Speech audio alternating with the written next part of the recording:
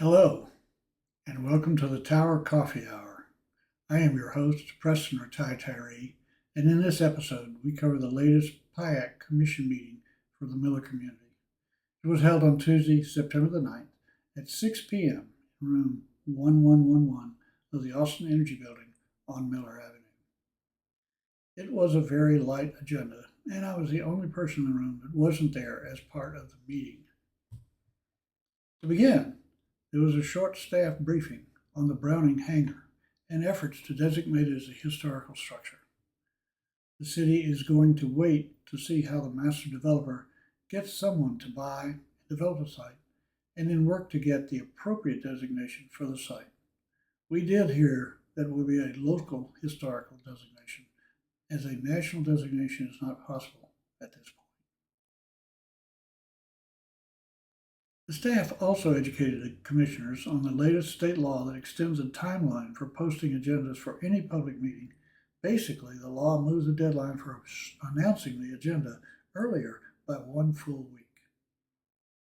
The primary presentation was by staff of Icon Corporation, the company that is constructing the 3D printed houses on Tom Miller Street, across from the southwest Greenway.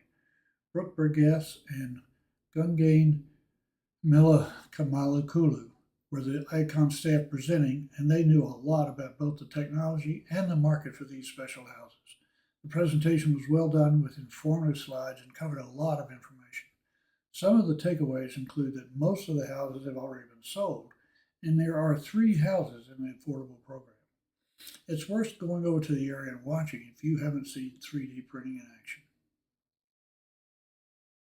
Finally, we had a presentation from Asterisk, the company that is working to get our wayfinding signs in Miller. Susanna Harrington and Chuck Saunders presented their vision for signage in the neighborhood. The signs will primarily be for directing motorized traffic to the Aldrich district with its 2 public garages and lots of wonderful commercial entities. I was a little disappointed that there was no mention of pedestrian and or cycling traffic. One interesting aspect of this meeting was that there were no public comments on any of the topics. I guess that is reasonable, as I was the only public there.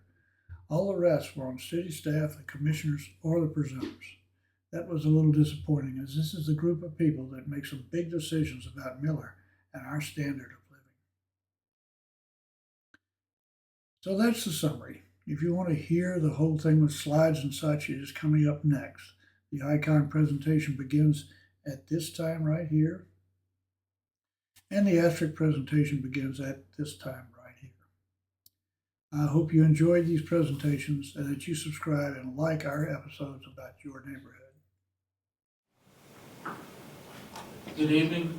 This meeting of the Robert Miller Municipal Airport Plan Implementation Advisory Commission is called to order at 6:04 p.m. on Tuesday, September 9th, 2025. We're meeting at Austin Energy headquarters. Present in person are Commissioners Clemens, Hilliard, Malcolm Knight, Lukey, Jackson, Romaniak, and Jones. The first item on our agenda is public communications. As a reminder, this is an opportunity for anyone to provide up to 3 minutes of testimony on any topic related to the Mueller Commission or the Mueller Project that is not on today's agenda. And no one signed up for public communications today. Next, we'll move on to approval of the minutes from our June meeting. Commissioners, have you had an opportunity to look at those minutes? And are there any corrections or other additions that need to be made to the June meeting minutes? Yes, Dave. My memory's a little fuzzy, but I know we don't meet in July. Did we not meet in August as well? We didn't meet in August because a couple of the folks that were going to present agenda items had to cancel, so we had to cancel it. Okay, I knew I was out of town in August, and then I couldn't remember. No, you were fine. Okay. Any other questions, comments, or changes? Hearing none, is there a motion to approve the June 10th meeting minutes? So moved. Is there a second? There's a second from Corky. Any other questions? Those in favor of approving the June meeting minutes, please indicate by saying aye. Aye. Those opposed? The June meeting minutes are approved. Next, we have a couple of briefings from staff on a couple of topics of interest to this commission. The first one, Jill is going to, just so everybody is clear, there's no pending action on this topic today, but there have been conversations between members of the commission, and more importantly, there have been conversations between our staff liaisons and liaisons from the Historic Landmark Commission. And so Jill's going to kind of provide an update and a clarification on that topic related to the Browning Hangar. And Jill, could you help educate us a little bit on this topic? Thank you so much. For the record, Jill Fading with the Financial Services Department. And as Commissioner Jones said, we just wanted to provide a brief update here tonight on the plans for the historic zoning intended for the Browning Hangar. So as you all know, Catellus and team are continuing their efforts to market the hangar property and solicit development proposals for the site. All marketing materials will include language that the hangar will be zoned locally historic in the future to reinforce the commitment of the city and Catellus for this site and to set the stage for all interested parties. However, we will hold on seeking formal local historic designation until a development proposal is ready to move forward for the site. The purpose of this is to allow for the zoning for the proposed development to be considered in context. For example, where the exact boundaries of the historic zoning would be, could be integrated and planned with the development that is proposed. City redevelopment staff will continue to work with city historic staff through the design of the site and ensure that all development will be designed and implemented consistent with local historic designation. And then, once a development partner is identified, their project will also go forward before the Historic Landmark Commission Architecture Review Committee to ensure that the plans are within historic parameters. But final historic zoning would only take place once the Historic Landmark Commission recommends the historic zoning moves forward with the Planning Commission, and then the Planning Commission has to vote and approve and send it to council. So although we're still some ways before that process would happen, I just wanted to be able to reiterate that we have been in contact and coordinating with the historic staff, and everybody recognizes the importance of this site, and in particular its historic significance. But we will not be proceeding right now in historic zoning until we know more about what's planned for the site. Commissioners, questions for Jill on this topic? Yes, Jay. I was just curious on the, just to make sure I understood the exact, would be, what is the exact historic designation, like what's the actual, like is it historic landmark, or what is the name of the historic designation? I can follow up on this to make sure I don't misspeak, but my understanding is that it would be zoned locally historic. That is the zoning. It's not eligible for a national historic zoning. Okay, great, thank you. Commissioners, other questions? Andrew?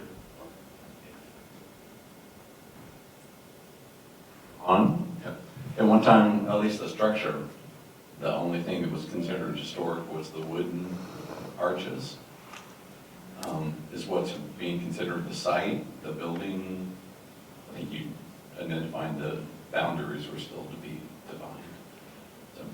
Yeah, I think that's a good question. That's part of the conversation. Like, absolutely, the structure is the historic part, but the building itself and what remains of it would also be part of that consideration. And so where the boundary is, whether it's the building or a little bit further on the site, is to be determined. So the discussions have moved beyond just the wooden arches. Because at one time it was defined just the wooden arches, because it had been removed and the building had been changed. But the only thing remaining of the facility, of the building that could be considered historic was the actual wooden arches. I've read that. Well, I wasn't It hasn't been really discussed. familiar with that, but right, I think that's part of the discussion moving forward, because when the trust structure ends, it comes down to the ground, right? So Yeah. we still need to make a boundary on the ground. Any other questions, commissioners? Mark, do you have a question? Oh, I do. go ahead, Rick. I'll make a comment here. Not sure if this is, Thank you. okay. Part of the reason this came up was because I was starting to poke around to see if there was something that the commission needed to do before we go away, to see that the hangar is protected. And so that's kind of when all of this ultimately came out, that it won't be really considered until there's a developer. They can integrate what the plans are for the hangar with a particular developer, with the zoning, the historic zoning that goes with it, that will protect the building, I guess as much as the zoning can, from there being alterations that would affect those buttress arches. But the land, it's like at the control tower, there's a piece of land that's zoned historic with it, because once again, it was part of the terminal, and so that's, I think, ineligible for a lot of zoning historic zoning categories. But the land is from as the tower curves out, I think it's a kind of a drip line from that. It's the piece of land that got zoned historic. So we're getting into stuff that the zoning commission and historic landmark commission will have a better idea about. But I think things are progressing properly now. So that's basically what I wanted everybody to be aware of. Commissioners, any other questions on this topic or comments? Well, Jill, thank you for that update. Next, Mary Lee is going to provide an update on some changes in state law that I think occurred at the end of the regular legislative session, which impacts how this commission and other governmental bodies operate. Absolutely, yeah, so during our break, slight change in Texas law and what we refer to as TOMA, the Texas Open Meetings Act. Previously, we were required to post agendas 72 hours before our meeting. So for a Tuesday meeting, we posted agendas on the Friday morning, Monday, Sunday, Saturday.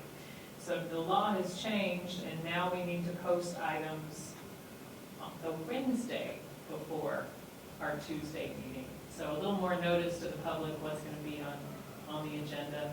That it means that we'll need your items the Wednesday before that Wednesday. So a little more, due diligence on our part too, to make sure we have everything needed. But just to let you know, timetable changes. Glad to answer any questions if there are any. Otherwise, Is it defined in Commissioner's hours questions? again? it is not defined in hours. It is. It's defined in 5 full business days. So we don't get the weekend, and that's why it's such a big change. Yes, Corky. So does that mean we have our agenda items in by Tuesday? So we'll At need the to latest? post Wednesday. Yeah. We need your agenda items the Wednesday before. Prior? Right. Okay. Wow. Okay. That kicks it back quite a lot. But- Yeah. Commissioners, other questions? Thank you so much. Oh, one, do we know if they factored in what happens if, and it doesn't happen very often, but if there's a holiday that falls Honestly, during that yeah. week before? And I've got a chart I'll need to refer to in those times, but it errs on the more conservative side, so. So a holiday is not a business day because Right, people are closed for business. exactly. So, it just means we have to plan a little further in advance. Yes, Corky? Would it be possible at the prior meeting to say agenda items must be in by date certain? Yes. we That would can. be helpful, I think. And if somebody will look ahead at October and see what those dates Yeah, look like that would and be helpful, I think. Thank you. remind us when we get to that part of the agenda. Commissioners, any other questions or comments? Thank you. Next, we'll move on to our first discussion item, and this is a topic about which there's been a lot of interest in the community in Mueller and in this part of East Austin, and we're looking forward to hearing their presentation. It's going to be a presentation on the Icon 3D printed homes. A couple of them have already been completed, and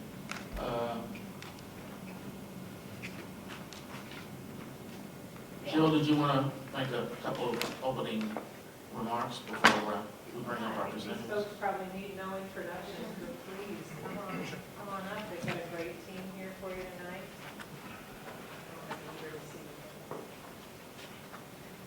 Do we turn this on from here, or it'll come on? I will share the slides and then they should pop up. 1 second. Clicker will advance. Introduce yourself.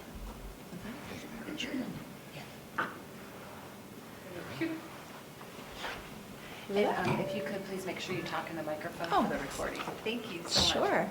Hi, everyone. My name's Brooke Bogus. I look after all of the marketing and home sales, as well as communications and our concierge service for Icon for our homeowners once they move into their homes. We continue to have a relationship with them, so that's what my department does. And Hi, I'm Bongani Melamakulu. I'm a Senior Director of Building and Construction Science at Icon, and what that means is that I work on like the development of the wall system itself and what we print and how we turn that into a structure and how we integrate MEP and how the enclosure works overall. one of the smartest people at Icon.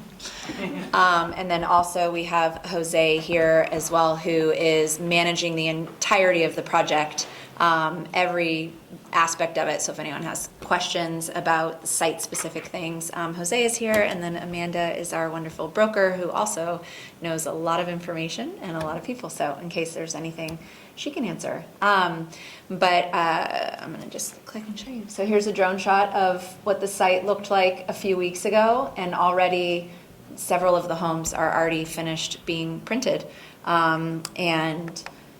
Here's a... Oh. We have to turn it on? If you, is it not advancing? Nope. Nope. Okay, then I will just. You can just click for me.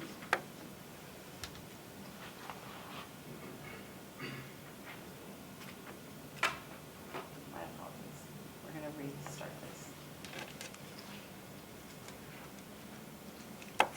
While she's pulling that up, so we have 12 total homes. There's 1-bedrooms, 2-bedrooms, and 3-bedroom homes, all out on that Greenway area. And so far, we have sold 8 out of the 12 homes, and 6 of those were sold before we even broke ground. There was so much excitement for new home construction in the popular community of Miller. Now This it's is working. now. Yeah. Oh, that's a render of what the homes will look like when we're completed. You want to go back? Oh, there we go. Is my clicker working, or are you advancing? I'm not touching. There's a lag. Okay. Sorry. One of the really neat things that we're doing on this project that hasn't been done on homes in the field yet is a basket weave design in a section of the home. So really interesting in architecture that we're able to do because of the 3D printed technology that would have been cost prohibitive or complicated to do with traditional construction. But this is just an example photo of the job site. And Jose, how many hours or days did it take to do one of these homes so far? So I think it's range, I think between 12 and 15 days for one home. Yeah.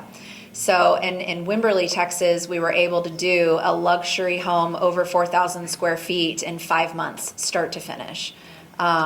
So we hope to have a handful of these homes handed over to homeowners before Christmas.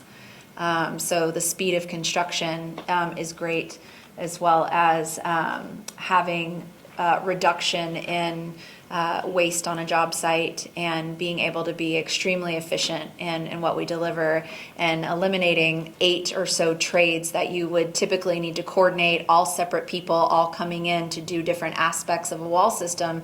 But what we're able to do with 3D printed construction is deliver that wall system in one step. And we get interior, exterior sheathing, the entire envelope of the wall system of the home done with our construction technology.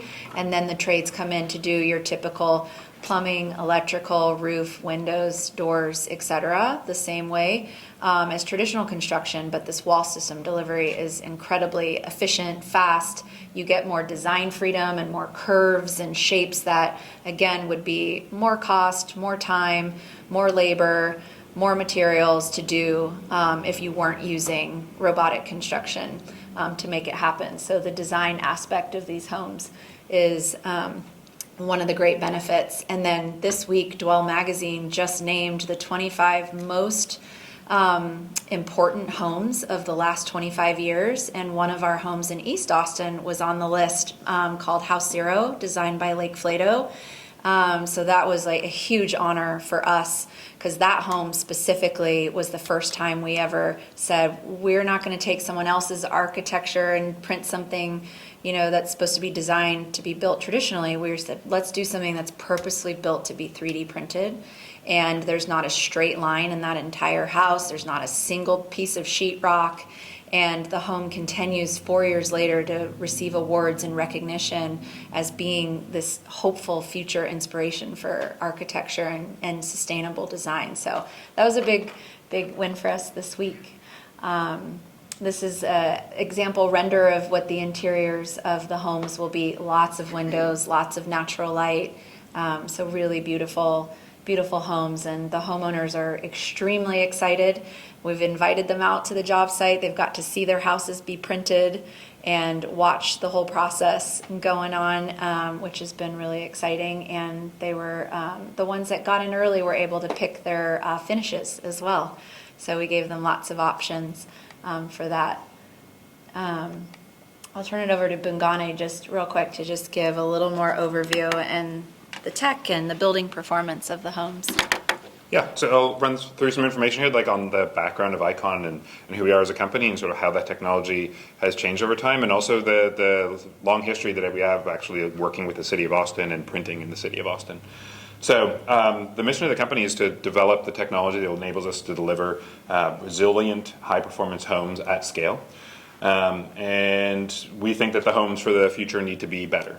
And a large part of this has to do with addressing the national housing crisis, but also the global housing crisis by providing the supply side to address the number of homes that we actually need to be provided, or we need as a country, but the builders are not really able to keep up with that demand today. Even at the peak, and we know that they're also driven by economic factors that make it harder to build and construct homes, reduction in labor, volatility of material prices, a sort of disappearing skilled workforce that is able to actually deal with all the different trades that go into the construction of the homes themselves. The other part of it is that obviously the impact of natural disasters and the damage that has on from an insurance and underwriting perspective, and so part of the reason why the company was founded around the technology of 3D printed construction with cementitious material was the idea that it provides a more resilient structure. And talk a little bit about some of the testing we've done that proves that out. And so we think that we really need to have a solution to help address the housing crisis. We think that it's really all solutions from a housing perspective are helpful, and we think this is a technology that allows us to scale. And so, what is sort of the history is if you actually look at the construction industry as a whole, so not even residential construction itself, from a productivity perspective, it's really fallen behind. If you actually sort of peel away the bits and pieces of a home today, we are still really using the same construction methods that we used going back 100 years or so. There have been some advances along the way, and we think that we need to have a different approach to how we address housing. And so we are a construction technology company that has been founded to address that principal need. So our principal technology, and the technology that you see most regularly and most visibly, is the 3D printing. But we are focused on all the technology that goes behind that and addressing, so the 3D printing focuses really on that construction aspect, but also looking at how do you address the design side with software, how do you smooth the process once you get it out into the field. And we think it's important to create that higher standard of living, higher performance, faster construction, more affordable housing. And part of that affordability side of it is being able to generate housing at scale and not being constrained by other traditional factors. So we have completed over 200 homes and structures across the country. A lot of them here are in Texas. And the second structure that we completed was at a Community First Village. So we have a long history of working with Community First Village. Hopefully you've all had a chance to go out there. If you haven't, I strongly encourage you to. And we started with a community center, and then we built a series of 12 homes for folks out there. And as far as we know, the first person to move into a 3D printed home in the world was out at Community First Village. So he's a strong advocate, and these homes are still out there today, and we're working on delivering, in fact, another 100 homes for them that'll bring the sort of the total number of units out there just over 100. 121. 100, it'll bring it up to 121 or be over? 121. 121. We also, some of the folks that we worked with, Community First Village, we also worked on out at, in Mexico, where these were families that were completely unhoused, and going down there and building some homes for them. And then after that, back to Austin. And so 17th Street. So these were 4 homes that were put on the market. And really the question here was like, these were the first for sale homes on the open market. We were interested to understand sort of like what the market reaction was going to be. And also you see that the second floor of the home is framed. So like all the structures that we've done, both in the city of Austin and anywhere else, have been permitted and approved. They've been reviewed by the city of Austin and stamped by a licensed structural engineer. That's sometimes a question that comes up from a plan review process. But these homes have actually been sold and now resold on the market. These were first sold in 2021 or 2020, somewhere in there, and have gone through a resale process. And then, of course, we're wrapping up the printing of the last 2 homes out at Wolf Ranch. So Wolf Ranch was a 100-home development with Lennar. All of the homes that are basically like on the market have been sold. We're finishing the last 2 that go in that parking lot that you see there that are next to the model homes. So all these homes were right around 2,000 square feet. There were a variety of different floor plans and elevations, and there's a collaboration between Icon, Bjarke's Ingalls Group, and Lennar. So really high-end architecture with production scale building. And we really went from taking 4 homes all the way up to 100. And we had 11 printers on that job site at the same time. This is, hopefully this catches up and plays okay. This is to give you an idea if you haven't had a chance to see what the printing looks like. This is our gantry style printer. Which talk a little bit more of the specs there, but while we're watching this video, you can basically see it's set up on a set of rails. It's got 2 towers and goes back and forth to lay down the material. And this is just a walkthrough of one of the finished model homes.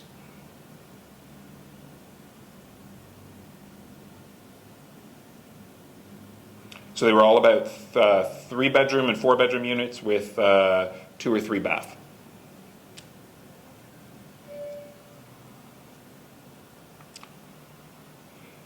Also worked on the Texas Gulf Coast developing resilient housing. So like some of the testing we've done has validated like performance in a high wind zone, a hurricane zone. So this is looking at like impact testing and how the performance of those homes are in those high wind zones.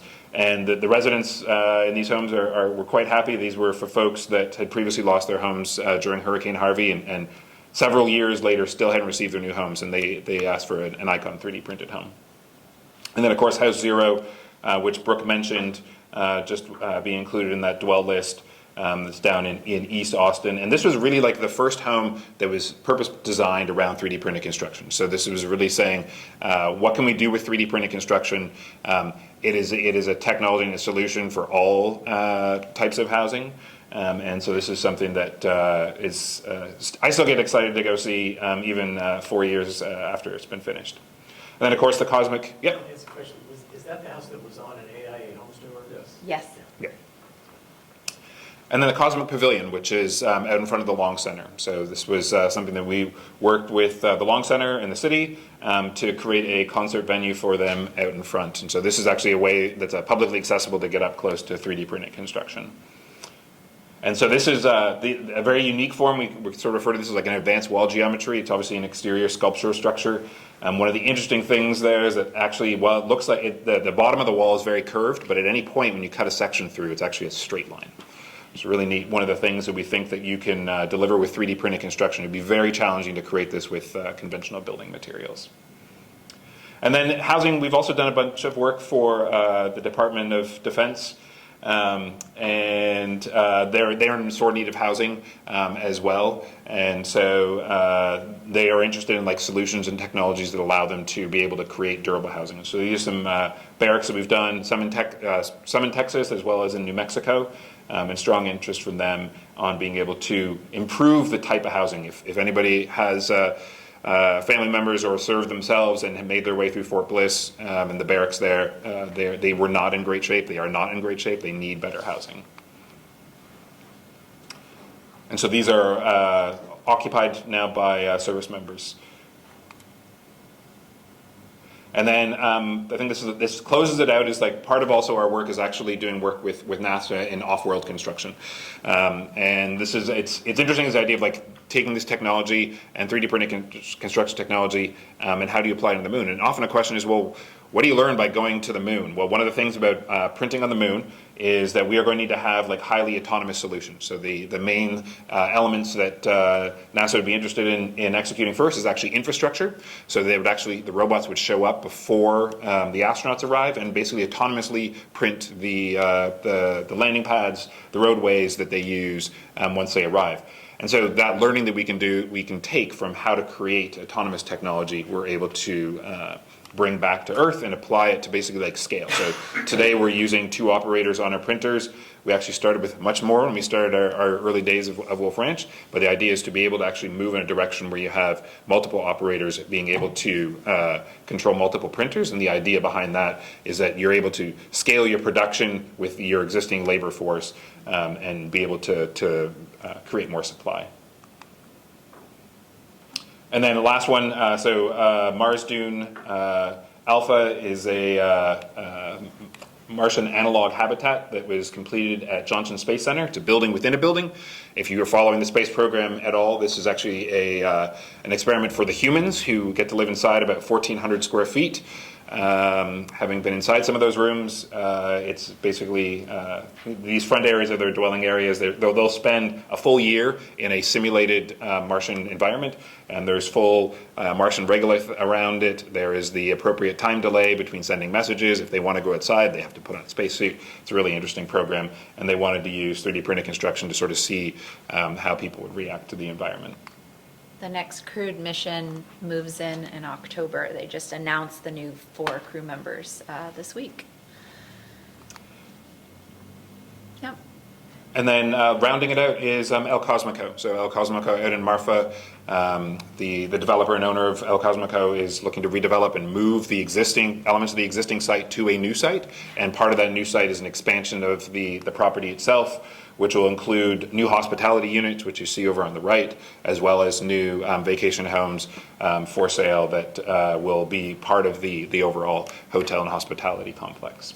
So it shows like the range of uses for 3D printed construction. These are on the architecture side. These are all basically circles or curved geometries, which the technology, when we're printing along, is happy to go in a straight line as it is to go around a curve. There's other extra slides we don't need to go to, but there's also the color of these walls here are going to be on 2 of the homes here at Mueller.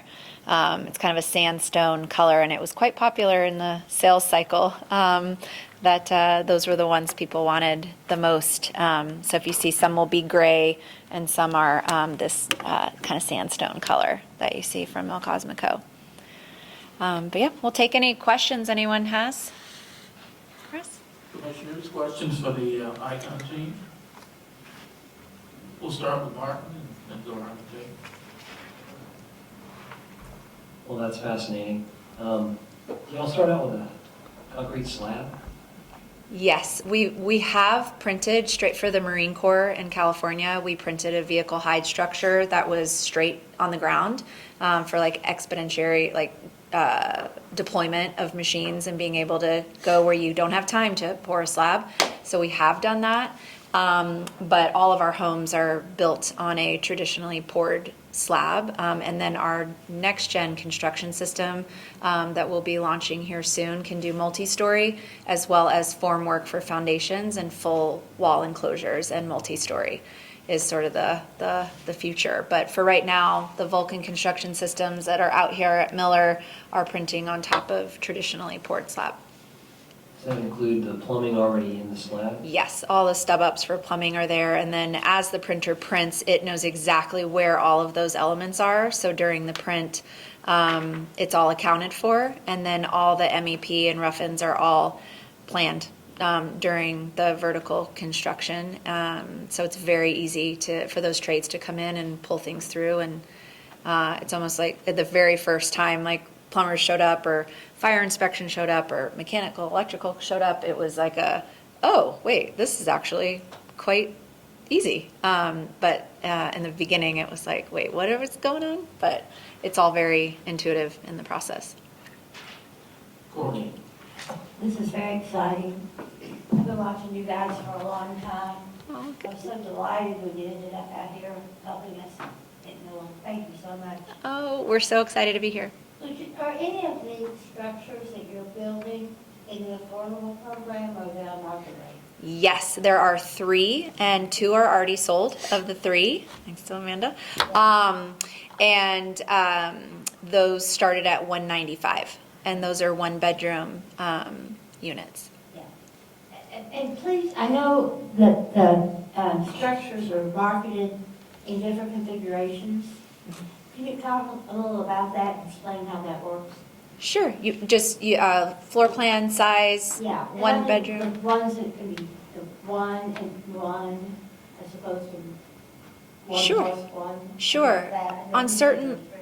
Oh, sorry, we've got. That was it. Just Okay. How that works. On certain lots, there is a 3-bedroom home in the front, and in the back, there is a bungalow that has a 1-bedroom over a garage. So there are several lots that have that, and then there's 2 lots that have, or lot 13 has 2-bedroom. 2-bedroom homes on those lots. So there's a different configuration, but it also like speaks to here at Miller, what y'all have done so well at is having diversity as well as sustainable construction out here, but love to be able to offer a wide breadth and depth of options for people and at so many different price points. It's been really nice that we have so much inbound interest for people that have been waiting for Icon homes in Austin, because we build so much like Wimberley and Georgetown, and the second we said it's like back to Austin, there was a lot of interest, but I think having all those different options was really helpful and not saying, well, all of them are 4-bedroom and over $1 million. So it was nice to offer some under $1 million, and then with the affordable program as well. On the, let me make sure I got this straight. So there are structures in there could be independently sold in the same lot. Now, I presume that smaller unit is, well, it has a kitchen and bathrooms and all that Yes. stuff. How small are those pieces, as small as I'm those? blanking on the square What, footage. 600? 51 square feet. 651. 651. 651 to be exact. Every foot counts. Yes. Yes. Thank you. Yes, Kristen? Thank you both. And Bugani, it's great to see you. Yeah, it's good to see you. I'd echo Corky's compliments, and I wanted to see if you could help us, you mentioned the 15-day timeline. Could you help us contextualize the best you can, apples to apples, what portion of construction, I'm assuming that's the 15 days is the timeline of the 3D print per house, and then what fraction of the total build with all the subs is that? And then the second part of that question is, what ratio, if you compare apples to apples, like the building, the 3D print as compared to like a stick build, what the 15 days, what would you compare that to a traditional construction type in a similar square footage that you find in Miller, just to help us understand like this speed to market? Sure. I think also Wimberley is probably like the best example I can point to because of we have completed homes there as well as Wolf Ranch, but Wimberley's hot on my mind. So I was a 4,000 square foot home. From the start of groundwork to full completion and staging that house was 5 months from start to finish. And that print, we had 2 separate prints that were connected by a breezeway. So it was one big home, 2 printers printing 2 huge sections of that home. And that one took about 4 weeks to print. But and also we deal with the same things traditional construction deals with rain, right? So there's certain weather elements, right, that can change. So when we talk about like at Icon, like print time, so like we've printed a house in a day, type of thing. But if there's rain, obviously we can't, deal with that. But out at Community First right now, we're printing houses for 24-hour shifts. And we were able to deliver a townhome unit in a matter of days. So if we're able to work past the curfew out here in Miller, these homes would be done already. No, but we do have extended hours, which is nice. But that delivery of the wall system is can be like 6 to 8 different trades, depending on the type of project, to coordinate. And you're getting a better wall system than sticks and drywall and sheetrock, et cetera, zip panels. But that timeline for homes depends on the design of the home, et cetera, and the complexities.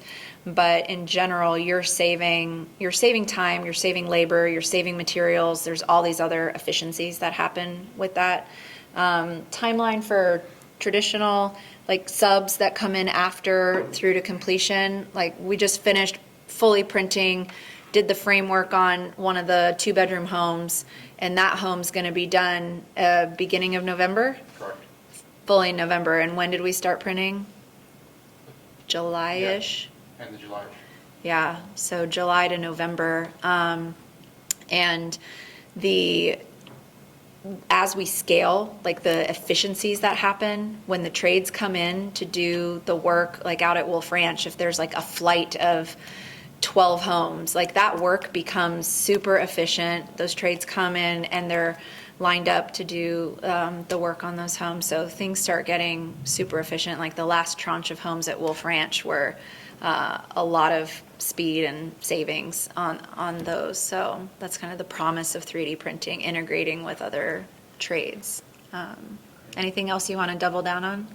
No, I think, but I did have a second question that'll be probably quicker to answer, or maybe difficult, is if you were to think about your group being ICON, your potential of impact, right, on housing beyond the planet, what percentage of activated would you consider yourselves? Like, are you at the 3 percentile, like 3 to 5 percentile of your future capacity in terms of impact? Obviously, like the sky is not your limit, but I'm just thinking that there's probably a lot of efficiencies when you get to economies of scale, which will expedite your pace and your ability to do things. And I just wondered how you might try and answer that question. I just want to say I love the way you framed that question. I've not gotten that one exactly that way before. Yeah. I think with our next-gen construction system, it's not just about the robot, but it's about the full suite of technology that comes with that and the efficiencies that you get in construction planning, the architecture, the software, and the material, all of it packaged together, working under one roof, like all together, is going to have more efficiencies than we can get with traditional building. Like traditional building, we've tried to make it as cheap and affordable and fast as possible, and what happens is you get less quality, less design freedom, less comfortability, less sustainability, right? Trying to do things cheaper. And so that's like one of the benefits of scaling 3D printed construction, is that you're getting better homes that are going to stand up during climate, catastrophes, and being able to not have to tear down the whole house and rebuild the whole thing and all of that. So like the durability of the homes and longevity, I think with our scaled business plan of putting our technology into the hands of other builders, which is going to launch here pretty soon, that will continue to build structures, but really we're going to make a dent on the housing crisis by having other builders use our technology, and that's where you're going to see systems of scale and having thousands and thousands of printers being able to deliver homes around the world. And that technology is going to get advanced because of the work we do off-world. A lot of benefits we have here on Earth have happened due to that R&D off-world, and so I think, I don't know what the percentage would be, but we're hoping to do 1 billion homes in our lifetimes at ICON, and that's what's like our North Star, being able to address and take a bite out of that housing crisis. But we're going to need other people to be using our technology to do that, but that's the plan and the vision. Thank you. Who's with me? Andrew, you have a question?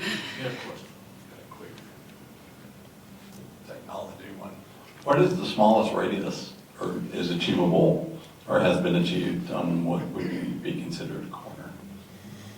I mean, so when you're doing, I think like the actual center line radius is like 1 3/8 or something like that. So it's so like on the inside face, it is a hard 90. So it's if you and that's just the nature of the way the print goes. If you look at the outside corner, it's a little bit more rounded. But on the inside face, like if you're coming in to make a closet wall or trying to fit cabinetry in there, like it ends up being like basically a hard 90. And the smallest home we've ever printed is 350 square feet. That was the first home on Chacon Street we did in 2018. Yes, Rick? Somewhat related to that question, so the two-story houses that you've done here, you only did the first floor. What are your height limitations, basically something similar to what a concrete truck, pump truck can do, or can you go, I mean, what is your height limitation at this point? It's at 11.11.6. 11.6 is what the Vulcan construction And system. it's largely so like the next generation printer. The next generation printer will address the height consideration, and basically it's a totally different architecture in terms of like the way that it's built. So it's not another gantry printer. So if you want to build a bigger home or bigger structure with a gantry style printer, you need to make like a bigger printer, which for us did not feel like scalable. And then both from like just a practical size perspective, but then also just how you start to have some of the logistics that go into it. So the next generation printer will address the height and be able to do at least two-story homes and then a little bit more. But that's like with the Vulcan, it's the 11.6, and that's just simply that's the max height of those towers.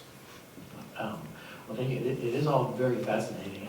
I did tour at the house on our office, State Shabbos, wherever it is.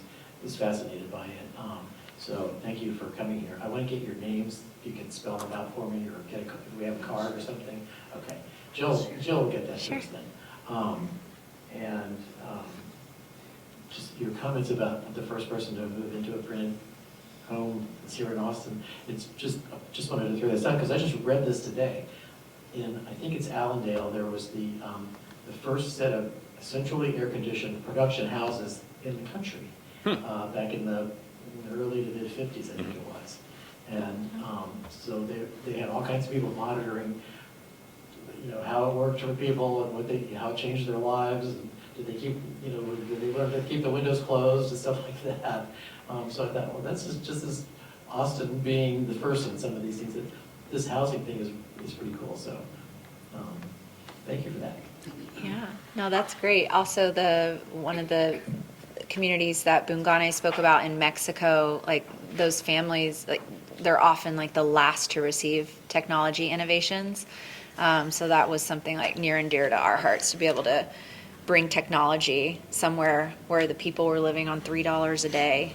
And they were some of the first people they moved in a few months after Tim Shea at Community First, but they were around the same time in 2020. And when we had the Snowpocalypse Part 1, I remember calling Tim and checking in on him, and he joked, "What snow?" We're like, okay, that's a good sign. But he's been great sharing feedback over the years and whatnot. So, and he'll talk to anybody about his 3D printed home if someone has questions. Dave? Yeah, this is just more, like, I'm just trying to imagine the wall system and like the plumbing and electrical, and I was just wondering if you could kind of just give me like a little tidbit about like how the electrical, is electrical come up to the slab, is there some kind of conduit system, and same thing with plumbing, sort of how that works in the wall? Yeah, sure. So what we've done for plumbing is that we've basically created an opening so that all the plumbing connections are accessible, like so they're not behind a layer of concrete. So if you imagine, so our wall system is basically made up of like two shells, one in the inner shell and the outer shell. The side that has the plumbing, so usually the inner shell, will actually just like turn in, and then there'll be a gap in the print, and that's where your waistline from the foundation would come up. And that allows basically like the plumber, when they show up, They might have to install some blocking on either side to be able to fix the pipes, but basically like they're able to make all their connections as they would in a standard frame construction. Inspector's able to see it. There is a continuous piece of PEX pipe that runs from overhead down the wall so that the joint connection is made in a place that's accessible. So that opening gets concealed behind some type of, either if it's like a shower, or if it's got a pedestal sink, it's behind plaster or tile or something like that. And if it's a vanity, which is the most common, is it's just sitting behind that backer board in the back of your cabinet. And the same thing applies to showers as well. So like the shower opening goes all the way from the floor all the way to above the shower head, so that if someone needs to come in and do repairs, they're able to see it. And then the other thing that we've been doing, in this, Brooke mentioned this about our owners association, that we stay in contact with our owners as part of receiving, or like moving into an Icon home. We give you a manual that tells you all these things, and actually has like sort of breakaway sections, so that if you're working with a trade or you need a trade to come in and do a repair, they're not sitting there scratching their heads wondering what's behind. You can actually show them and say like, oh no, this is actually what's going on back there.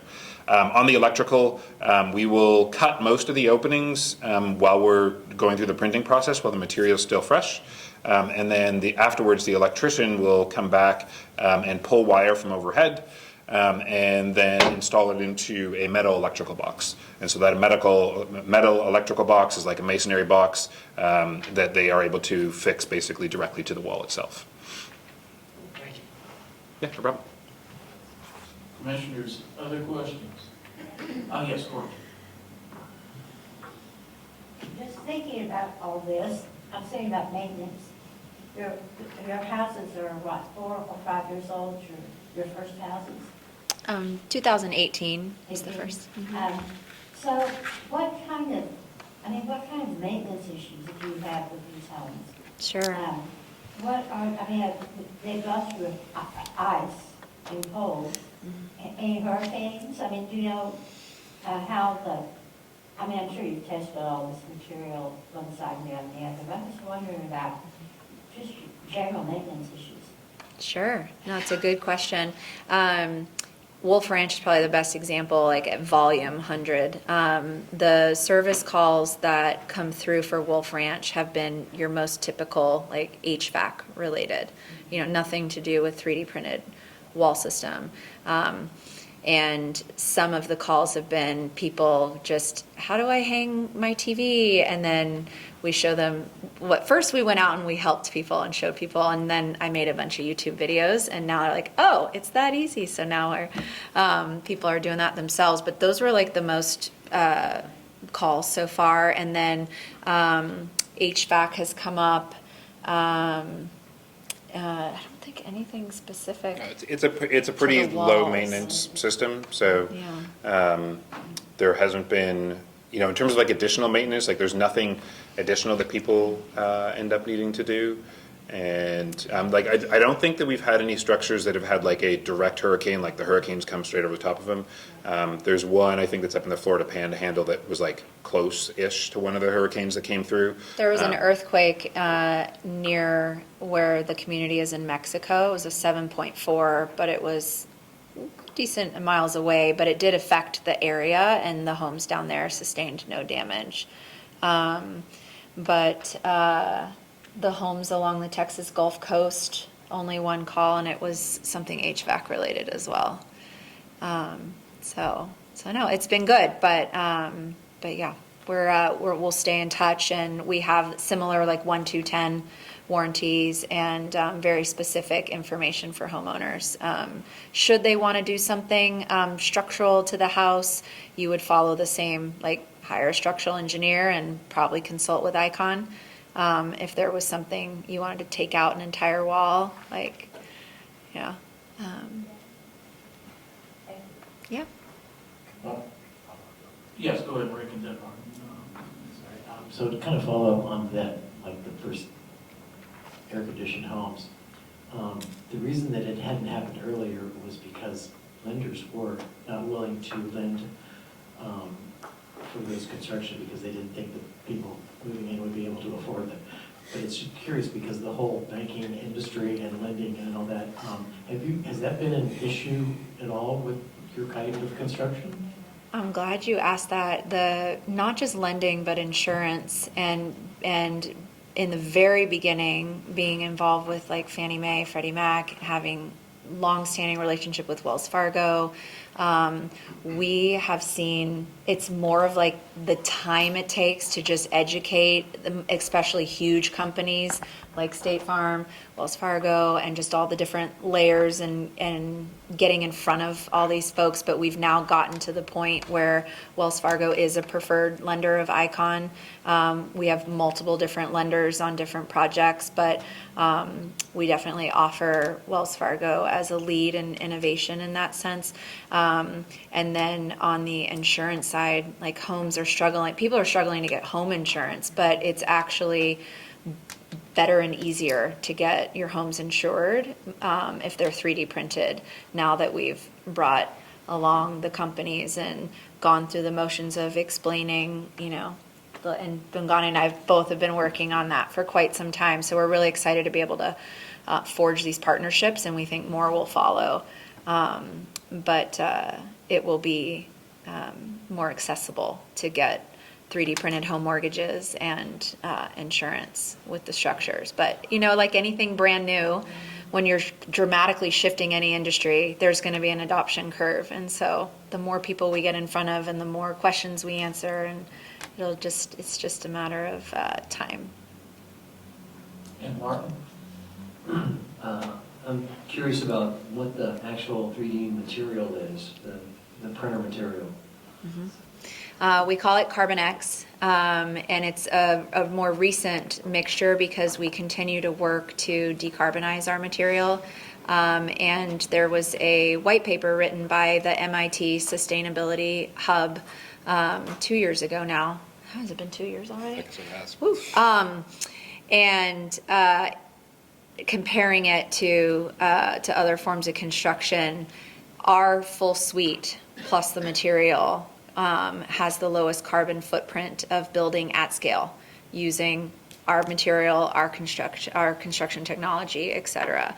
So if you use any material and build at scale, you're going to have a carbon impact. But with this combination, it's the lowest carbon impact. But the material is cementitious based, and we have your typical different mixtures. It's just a proprietary secret concoction, though, but it is concrete. Its principal parts are like an aggregate, some cement, some SCM, so supplemental cementitious materials, and then water, and then additives. So the additives are really there from an activation perspective, but when it's like in its finished mechanical state, it is a mortar. It's a cementitious mortar. So there's no organic material or anything else like that in the print itself. Yeah, so the real innovation is how you get it to lay down exactly how you want, because concrete generally just sloop right out, but we need it to adhere to a specific layer, specific dimensions, and by the time the printer comes around to do the next layer, it has to be exactly the way that we need it to be to continue the next layer. So there's a lot of material science that happens. Most PhDs at Icon are on the material science team, but also being able to move to the temperature snaps and cold snaps and heat waves. And we might start in the morning at 45 degrees and then it gets up to 80, and we're able to adjust the material on the fly on site as we go. And you have traditional roofs on top of these? Yes. Some of our homes have standing seam metal roofs. Some have been wood trusses. No, they're all wood trusses. They've steel. all been standing seam metal roofs, actually. I think we've only had every single one. There's some TPO roofs, but they're all like high impact resistant homes. And that's been a choice to like sort of go with the whole resiliency package of like not having a weak point, especially in being in Texas, as you are all well aware from a hail perspective. But all of our homes, all of them have been standing seam to date. And those roofs are connected straight through all the way to the slabs. So they're connected to the top of the wall through the reinforcement and basically like a structural diaphragm around the top. that can be done a couple different ways, and then that load is able to transfer all the way down into the Like foundation. a metal piece in the wall itself? So there's what it is. It's for your so similar to CMU construction, where you grout some of the cells. So you end up with what they're almost like mini columns, but we call them cores, and that has a piece of vertical reinforcement in it. And that vertical piece of reinforcement is connected to another piece of reinforcement that's sticking up out of the slab. And so that's how you're able to make that structural connection all the way from the roof down to the foundation. Right. You I'm can- asking all these questions because I remodel houses, so I'm very curious about how Oh, yeah. this works. If you I'm go not to our, very familiar. if you go to YouTube, I don't know if you know the Build Show with Matt Riesinger, but he has done a very thorough dissection of one of our construction sites on the Build Show. If you want to Google that, very specific builder language in that one. Cool. What street are y'all building these on? Tom Miller, and Tom Miller? the Margarita is the cross. Brilliant. Come by and watch the prints. There's a few more that will be happening over the next month or so. Feel free to come by, and Jose will probably be there. Commissioners, any other questions? Yeah. Yeah, go ahead, Courtney. We have to sort of be careful about how we cluster up here. But it would be interesting, I know you just had a public opening for people to come by and like, which of course I was out of town for, but it would be interesting if we might be able to arrange to come at a good time. Mhm. A few of us together, not too many. But I'd sure like to do that. Sure. Without getting in your way. Yeah. And take over. Sure, we're happy to coordinate that and host whoever needs to communicate with me. Just let me know. Yeah. Thank you. Commissioners, any other questions? All right. Just I wanted to follow up a little bit on Corky's question. Can you give us a little more feedback on what homeowners have told you about in their experiences? I know you said you haven't had a home take a direct hit from a hurricane, have survived earthquakes. You mentioned hailstorms and heavy rains, things like that. What's been the experience of homeowners, and how well these homes withstand those kind of weather conditions? Sure. There hasn't been anything specific to, related to weather that has been shared. I think the most common things that homeowners share with us, and we do at Wolf Ranch, we host quarterly get-togethers, and the homeowners come out and hang out, talk about their houses. It's quite fascinating how much they're still, like a couple of years now, wanting to talk about their homes. But the things they share the most are about their energy bills and the energy efficiency, and that's been really great to study over time, and some of them even open to sharing their energy bills with us. And some of those home buyers as low as like the upper teens and low 20s during Texas, summer heat too. So that's been really fascinating to kind of track the energy efficiency and consumption, because it's harder for us to say this is what it is, because it's based on homeowners living and their type of lifestyle. But this is something Bungane focuses a lot on. Yeah, I think the other thing actually that comes up is acoustics and sound, and it's not necessarily some people are expecting when they go in. Like there are some home owners I spoke to, like at Wolf Ranch, and home buyers in general that are just looking for something that is more sturdy than like conventional stick frame construction. But I actually remember when we first did the 17th Street homes, a couple of YouTubers went in, and it was a windy day. And the thing they remarked about is like you go inside and it's quiet. Like you basically don't know that there's a windstorm going on inside. And so it's like that's the result of just having like a mass wall between you and the exterior. So even if it's just like a quote unquote like standard Texas windstorm, folks have appreciated that. And then even I think just within the homes themselves, they're not. Because especially at Wolf Ranch, you have the thicker walls in between, you actually have like some more acoustical separation, so people enjoy that. And my last question was, is there anything that the city of Austin could do that would expedite the process of building more of these homes? Because the more, I assume that also drives down the cost too. Yeah, so when the next code cycle comes out, so like we've been working on getting some code language added to the International Residential Code. I think it might be in the IBC as well. I don't remember right off the top of my head, that they adopt the new code. Austin's pretty good at it, adopting new code cycles, but, and that just helps provide like clarity, and like the city's been helpful in that regard. I think that there's probably also, we've hit a point where working with the city on some of the adjacent trades, so maybe not the structural specific, on like what is actually necessary for 3D printed construction. Nothing that's been like a barrier, a major friction point, but like we plan and want to be able to continue building here, and so like we have a good relationship with the city, and we're just, I think, continue to build on that and like expand on it, and continue to have Austin be at the forefront from like a development, regulation, and like understanding perspective. I think if anything, velocity and speed is uncomfortable for people that have been doing things a certain way for a lot of years. And so I think if anything, like helping to expedite and having more velocity, and if it's more people that we need to get in front of and more presentations, more conversations, we're happy to do that. But I think we're moving so fast that just removing red tape and getting things to progress more quickly will just get homes to people faster and more affordably. So that would be my toss in, would just be anything that could help with the speed of which to get approvals. Can I add just one comment, sorry, on specific projects? Also, I think just because of our velocity, also it's very important for us to, in terms of our Vulcan machine, when it operates nonstop is super critical for us to maintain efficiency in printing. We were awarded obviously an extended time for our printing operations, but for us, like the gold standard is always 24 hours operation. Obviously, we're in a very dense neighborhood and we have neighbors nearby. So that's kind of one of the things we also look for. And also an additional one, just because of our type of operations, we do needed some road closure from that. So there was a little bit of kind of roadblocks that we ran into at the beginning to achieve that. And also just based on the development of Mueller, we were the last homes. So it was a little bit harder to be able to kind of operate with so many homes in that all operation.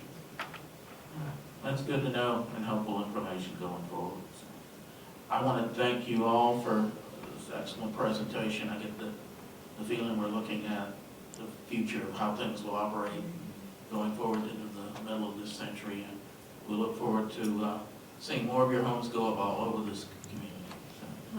Thank you so much for the opportunity to come and speak. And if there's any questions somebody comes up with later, like, we are open door, so let us know. Thank you. Thank Great. you. Thanks very much. And did anyone sign up for public testimony? Not on this topic, right?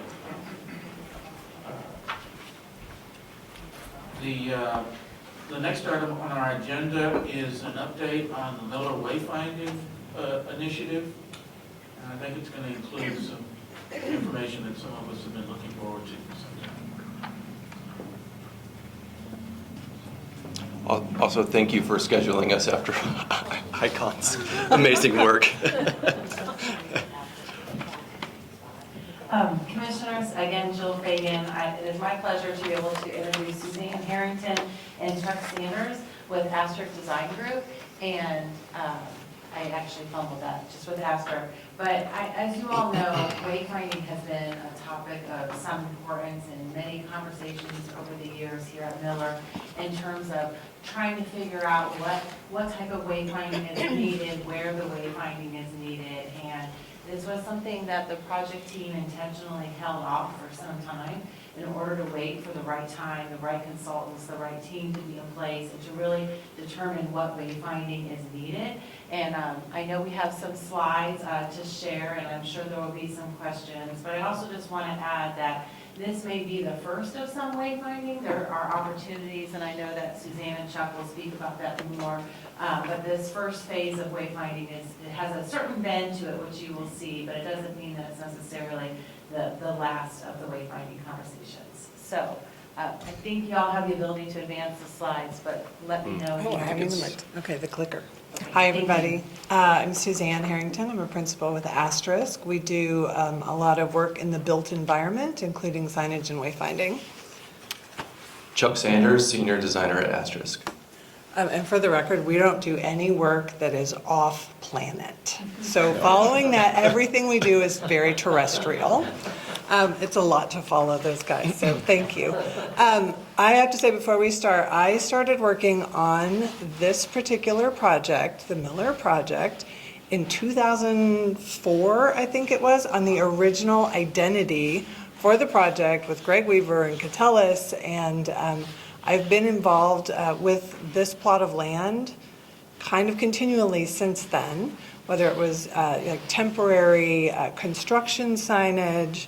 Then we also worked on Dell Children's, the Thinkery, Texas Mutual, and we've just really enjoyed seeing what's developed here. And like Jill said, I think watching the Aldridge Street district in particular really fill in and become this super vibrant place that it is now, with commerce and living and great food and beverage and all of the things that exist here now, and the really the flavor that it's brought to making a destination like this in Austin has been so fun to be part of for like 2 decades now. So this is a really fun and satisfying opportunity to get back here and to help figure out how can we get people most easily into enjoying all that the Aldridge District in particular has to offer, and that's about getting them where they're going, out of their cars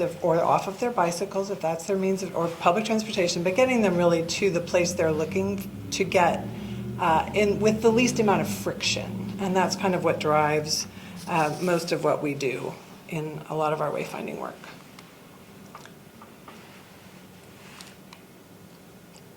Is it not the forward button? You know, let me stop and reshare it. Okay. I did it last time, my apologies.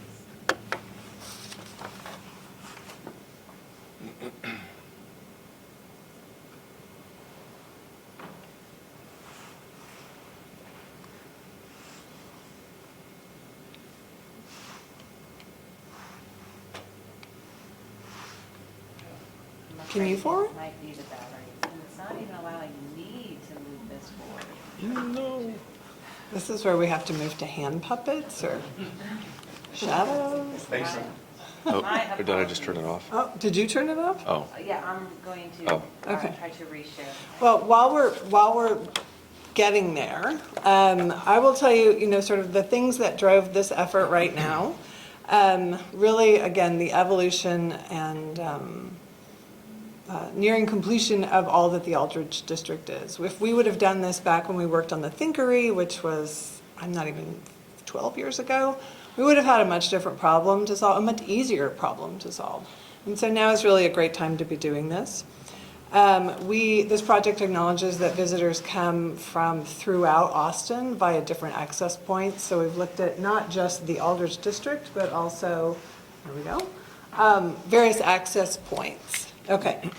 The focus of this project really is based on getting a lot of people in vehicles into parking garages, and then understanding that other signage, other architectural and landscape cues will get them to their final destination. I think we all know that a lot of people just walk around with their little Google map right to the front door of a place that they're going to get. So we're, you know, no one relies entirely on signage, but for vehicular drivers, really putting signage in the right place when they need it in its simplest fashion is really our goal here.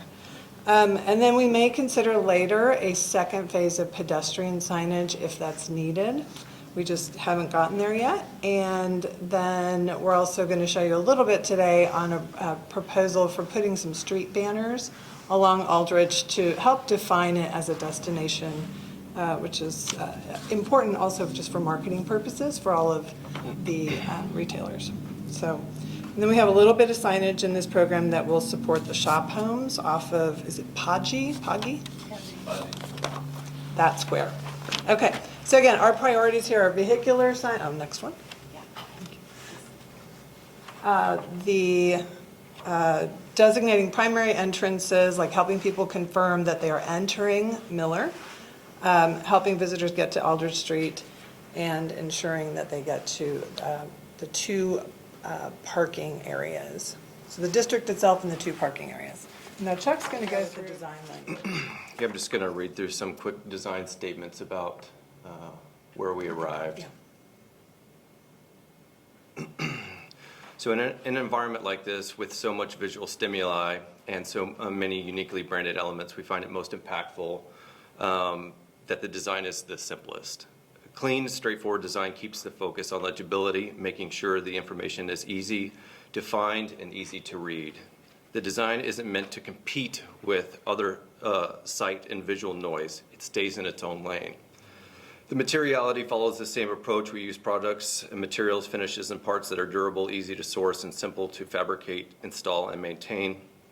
The choices around text size, background color, and locations were all made to perform well for drivers moving at speed, but also work for people on foot. The banner system was added to help signal to visitors that you've arrived, you are now on Aldrich Street. This also helps boost the branded experience for Aldrich Street District. So this is the, sorry, you want to go through the design? Yep, it's very simple in form. We try to make it as stripped down as possible. Like I said, we're not trying to compete with the restaurants. We're not trying to compete with logos and brands and adornments. We're trying to just maximize the performance of the signs, and in a way, by stripping things down to these basic elements, less is generally more. And we found that it separates the signal from the noise, and these actually perform better than trying to make it brighter with a specific green or a blue or whatever. So we tried to. Some would say that it's very simple. Well, it's purposefully simple, and we also considered how this is, as I said, how this is going to be maintained, and I think that there's discussions on, if the city can maintain this, not just a private fabricator or dealing with private fabricators and special custom things here and there. So we've tried our best to work with TxDOT approved type of fabrication and installation techniques. Can I ask a question about that? Sure. So will the city own these, or will the POA own them, or? That is a very good question, Commissioner Cavagna. So I think part of the overview today is to really talk more about the design, talk about some of the locations, but there's a review process that's going to be underway to try to better answer some of those questions. And so we can have more specifics later. But as you know, Miller has a license agreement that allows for Miller to perform maintenance in the right of way. But then there also are opportunities, for the city to also partner and do additional signs in the right of ways as well, such as through the Parking and Transportation Management District program. So I think the long-term installation would be done by the project, but I guess the initial installation would be done by the project, but then the long-term maintenance and adding signage or changing signage, I think that's still a little bit to be determined, but we definitely add it to the list of questions. I'll also add that there was an effort before us to create an Aldrich Street / district, a brand with a color, and we have added that color not on the background or anything like that, because that would disrupt what we were trying to do with the performance of this system, but there's an edge detail that has that color, and then on the backside of these panels has that color. So we're trying to create as much of a branded experience throughout this corridor, and then slightly beyond it as well as you're moving into this corridor. We can go to the next. Just speak real quick to, there's two different types of installation. Wherever we can attach to existing lamp posts, we can, as to not introduce additional posts and more noise and clutter in the environment. And then where we need to, we're picking up with TxDOT approved posts and installation techniques. It's a very, very narrow corridor.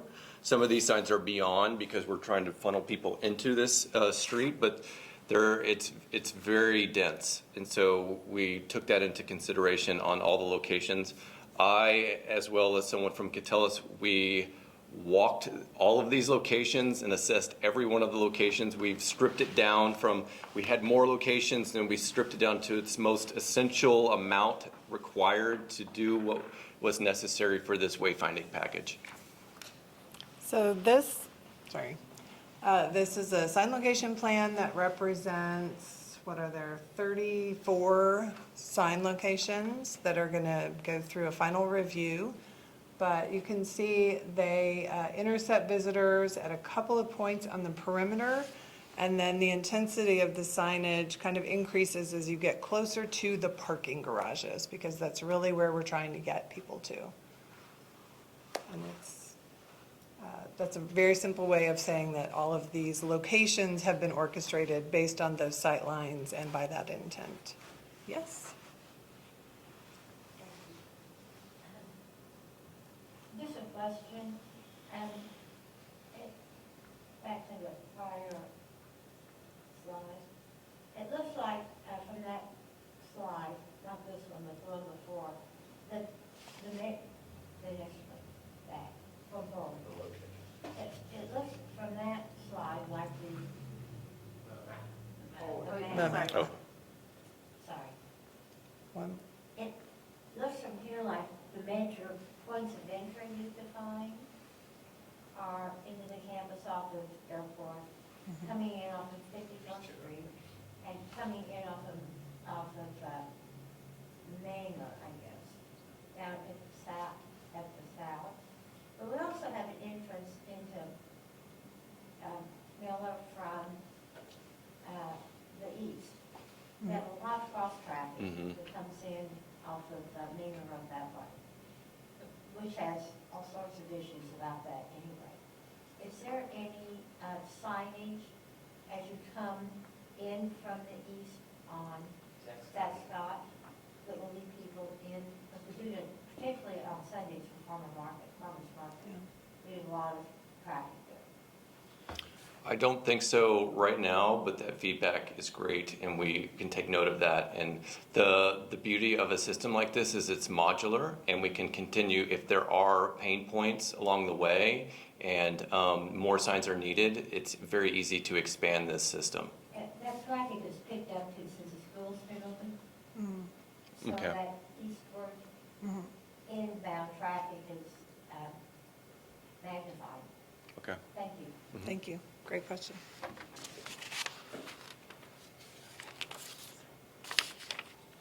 I think, unless there are other questions about the location plan, which again is, it's been studied and it's probably also not quite done because like Chuck said, sometimes you get a system in and you add to it.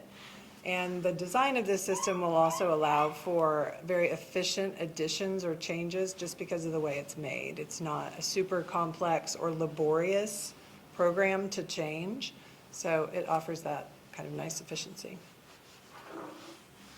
And then these are not final banner designs. I think those are being done maybe by a marketing team. But this is a representation of kind of where we would like to emphasize the street boundary using these street banners, and still to come is a process of identifying and getting the permission to use all of that existing hardware so that, like Chuck said, we're not putting more stuff in the way. We're just going to make use of a lot of the infrastructure that's already there. And these don't need to just have like an Aldrich logo on every one of them. They can be seasonal things, event things, anything to celebrate this corridor.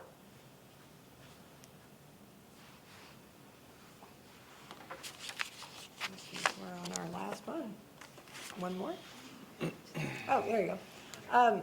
So next steps, we've got, thank you for your comments. We've got some additional, I'm sure there'll be another plan review of locations. There will be city and NCC reviews to come, presentation to the Aldridge Street merchants. And then we get into manufacturing and installation, which will be done by a third party. That's where we are. Commissioners, other questions? Yes, Kat. Hello. I like your signage and the design. I think it's very attractive and well stated.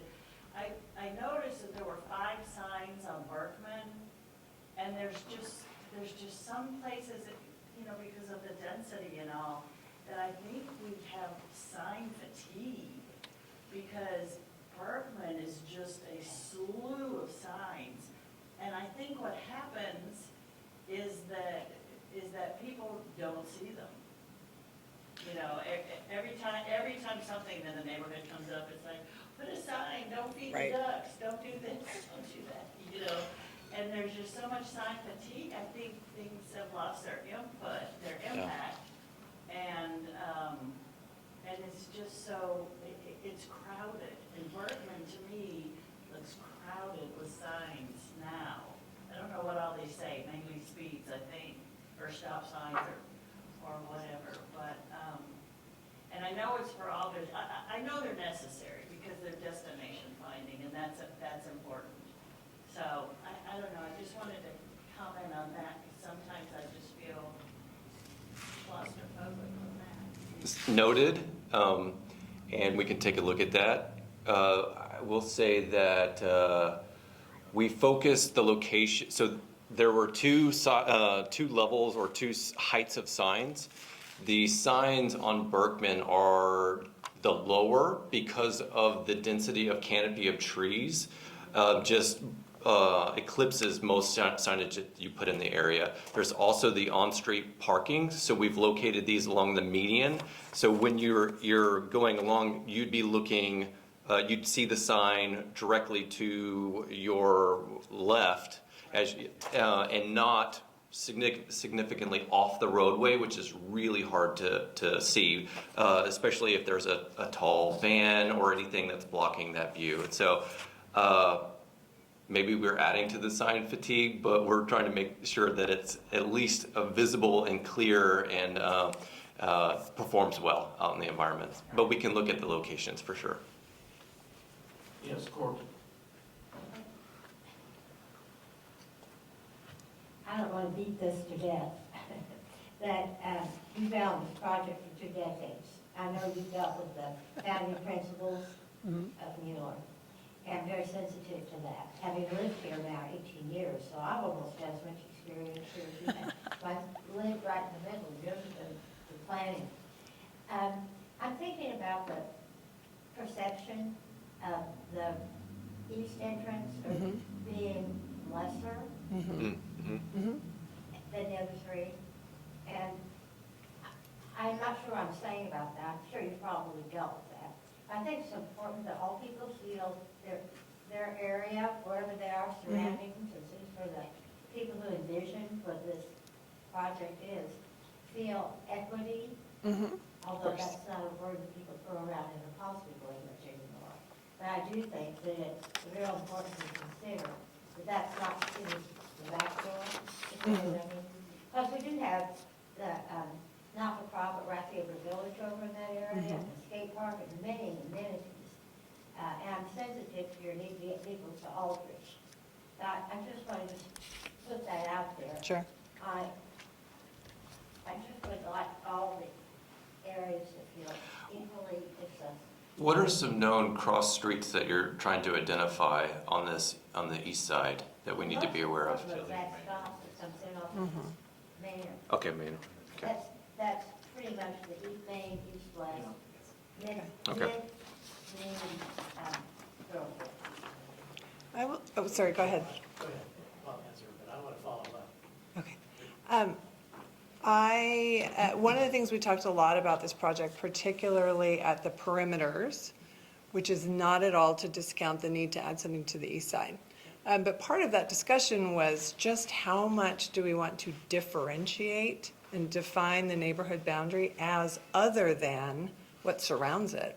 And there's part of why we don't have like big signage gestures at the entry like you might see in a big subdivision, suburban subdivision, is because we were really trying to keep it permeable and keep it, kind of blur those boundaries a little bit. Perhaps we've blurred them too much or just ignored, or just, haven't addressed yet maybe a few of those locations. So I really appreciate you bringing that up.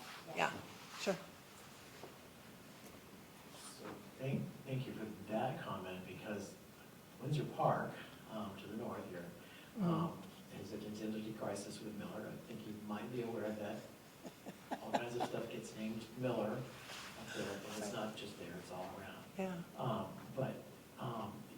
I think your first slide, there was something about identifying the primary entrances. So, I've been involved with Miller since we were trying to move the airport.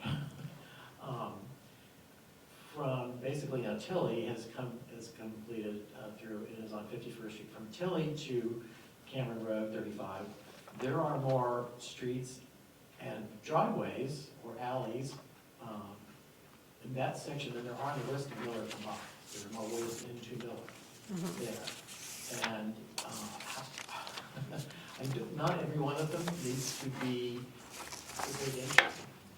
It's kind of weird that Aldrich is kind of a minor street off of 51st when it's leading to Aldrich Street. Right.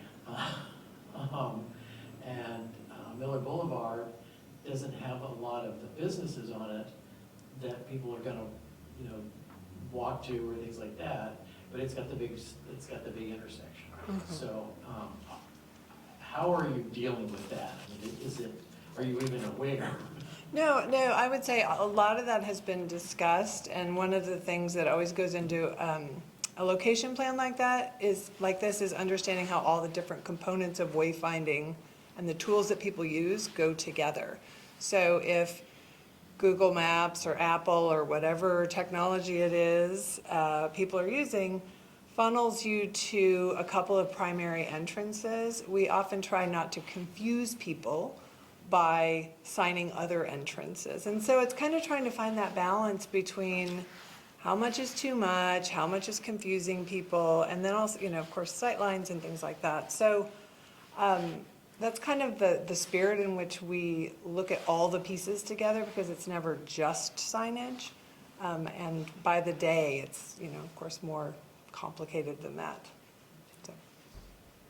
So, are there any sort of major plans at this point with the 8 acres, I think it is, that's there at the southwest corner of Berkman and 51st, still unoccupied? But that, to me, is a very major entrance into Miller. And Windsor Park has a sign in the park right across the street. So I think it would be appropriate for Miller to maybe have something there. But without that being developed, is that the location for, are there plans for something kind of big there? You talked about doing banners across Aldrich to sort of celebrate it, and it's like, I would almost like to see them permanent and not just hanging banners, something that was a structure that went across the street to identify it as an area. I don't necessarily need that at the other perimeter entrances, but something to note that, okay, this is Miller, and that's Windsor Park, or that's Cherrywood. Kind of thing, but it's like, that's, to me, for me, that is a major entrance into Miller, because that's where I'm coming from most of the time. And it's just not there. Is that because it's not fully developed, or is that not going to be considered one? Jill, is that a question that you're probably better able to answer? I'm happy to weigh in on this. And Suzanne is absolutely right that there was so much conversation leading up to this, and I really value this conversation and this input too. So thank you everyone for your comments. I think there was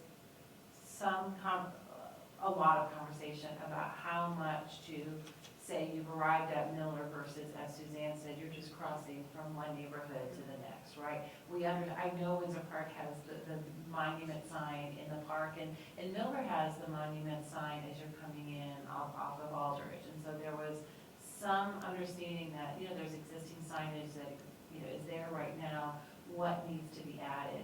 I will say the blue dots on here, we recognize that the east, they're along 51st Street right now. There was additional signage that we had discussed on 51st Street, but that's not part of the first phase as we wait for the city's bond project to be implemented. And I would suggest that we potentially add a blue dot, and just consider more along that corridor because it is such an important corridor in a shared street between the neighborhoods. Commissioners, other questions? I say, David, you have a question? Yeah, and I'll second, just having something at Berkman and Maynard as well as Berkman and 51st seems like pretty big entryways to the community. And if you don't do something, I'm just like imagining all the people coming down Berkman, because there's a lot of traffic that comes down Berkman. Like, is the idea that you want to, if you're trying to get them to Aldrich Street, do you want them coming down Berkman, or do you want them turning on 51st?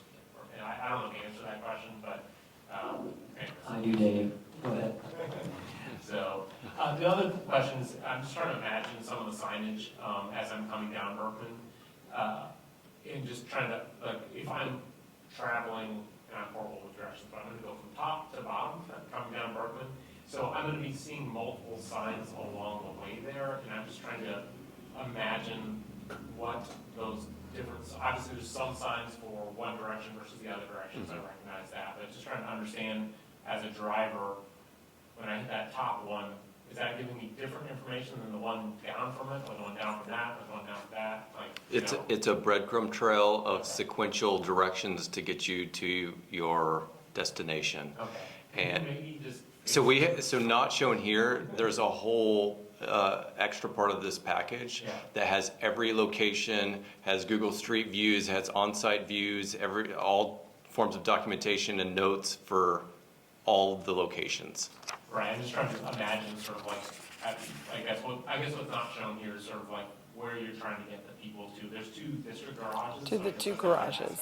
Like, if I'm coming down Berkman, are you sending me to just one district garage, or are you sending me to both, or? The focus of this work is to bring people to Aldrich Street and then get people out of their cars to the garages or on-street parking so they can experience Aldrich Street District. Right, but okay. There's just two distinct garages, so there's Right. someone you have to Yeah, make a so decision on which there- garage you're sending them to. Yeah, so it depends on which way you're coming in, and the way we've oriented this is dependent on where you are. It's the closest to you. So not to force someone to drive around the block to get to a garage that's over there, it would be the one that's most adjacent to where you're at that point. So if I'm coming down Berkman one direction, it might send me over to one garage. If I'm coming from the other direction, it might send me to a different garage. Exactly. Now, there would be pain points if garages are full, but once you start to move away from that garage, you'll get picked up on the signage to where the other garage is at. So it helps. You're trying to reduce friction and increase fluidity on the site so as no one will be stationary. And I'll just echo what Kat said a little bit about, it's hard, it's really, I think, having not gone through something like this myself, I see a lot of dots on the map, but I also recognize that, you're trying to get people to the right place, so, there's I can have the same instinct as Kat, which is like, man, that's a lot of dots. But if that's what we need, great, but if we don't need all of them, then, anyways, you guys are experts at that, but, the other thing I just wanted to chat about was the second slide after this with the other map of the Aldrich Street. And I was trying to read what was at the bottom, but I think, yes, it seems like maybe the blue dots are adding The blue dots are just lamppost potentials. So it's just us mapping out where lampposts are at.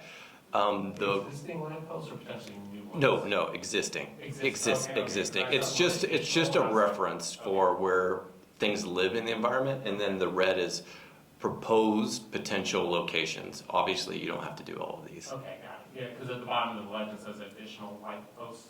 So I was like, okay, Oh. you can add more. No, Okay, no. okay. I think we have enough. Okay, great. I'm still absorbing the, I don't know, and again, like, I'm not the expert here, but it seems like, I'm not a design professional, but it seems like a lot of, like, if you put one up at every single, like, floor per block. Anyways, that's probably not my realm of expertise, but it seems like a lot. That's it for me, thank you. Thank you. Commissioners, any other questions? Yes, Kristen. Yeah, hey y'all. I just wanted to commend the work. I thought it was just personally, I thought it was really beautiful. In particular, I feel like it even just in Austin or in a southern climate, for instance, we tend, or at least I personally coming from the north, I tend to lose context of the seasonality and the sort of like bite-sized chapters of life. And there's something to me that's really special about this signage potentially being very transient in its seasonality to sort of remind us of where we are in the cadence of a season or a year, etc.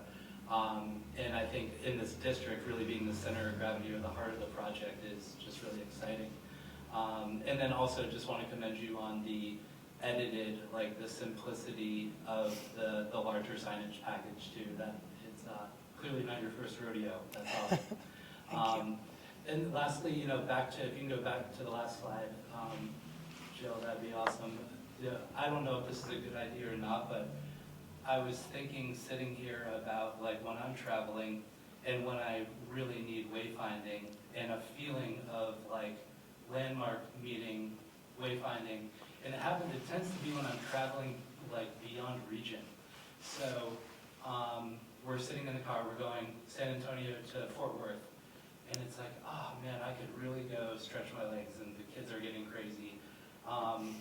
I hear there's like a place, this district, and a lot of times, like in my GPS, like I'll have, Fort Worth on the GPS, but it's like, how do I go to somewhere that is like a main to main? And for the characteristics that you all described, right? And so I would just wonder, like, a question would be, has that been a part of the narrative? Am I unique and that's really not the case in your expertise? Because I would question, like, maybe 51st and Miller Boulevard or 51st and Aldrich, that there could be some sort of a, like, turn right and you will be there. And it just takes you right into the heart and the soul of the district to get you to the rest of the signage and the wayfinding. Yeah, I think that's a great idea. I will confirm that you're not the only person who wants to get their kids out of a car on a long road trip, for sure. And I think that's like going to be the continuing evolution of this conversation, understanding right-of-way and access, and where can we put signs to keep to encourage visiting and also cut down on the confusion and clutter. And that's really like the two sides of the scale that we are constantly contending with. So I think all of this is really great feedback for the team. And as this continues to get closer to implementation, we're going to continue to learn things. We always do. Every environment is different. And this is all really helpful feedback for all of us. Yes, Commissioners, any other questions? Rick? So the first time I think that I ever heard the term wayfinding was actually when Children's Hospital was built, and the habit, yeah, whatever it's, anyway, the flying gun hat, anyway, was their wayfinding device. And because there were people, it was new, and people were driving into Miller Central and saying, is this the hospital? Right. And so I can see that it's, that it has a purpose. I wish the tower had more purpose, that it wasn't really designed within the site to be that, but it's a pretty great icon. So an Aldrich icon would be worthwhile. I'm just thinking that. And then can you confirm that you had anything to do, that you had nothing to do with the new City of Austin logo?